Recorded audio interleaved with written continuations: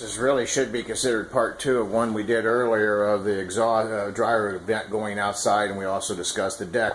But what I really wanted to show you, I mean, we got all kinds of wild stuff happening down in this basement.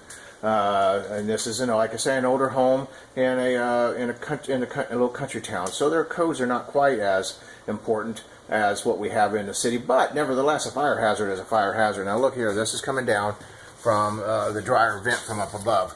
Now, what they did is they taped this up. Now, this blue tape, most of us already know, this blue tape is actually for painters. Painter's tape, so you don't get paint on your stuff, on your woodwork or whatever you're trying to cover. Not acceptable for the ductwork. Coming back down here, look at this here. Now, this is where we're talking about the vent. Now, earlier we showed all of the vent, all the lint on the outside of this vent pipe. I know that if there's that much lint coming out here, how much lint's in here. This is a fire hazard. Whatever you folks do, do not go to sleep with your dryers on. Make sure you check these out. Hire a handyman to come in and take a look if you can't get to it yourself. Peace of mind is worth just a few dollars.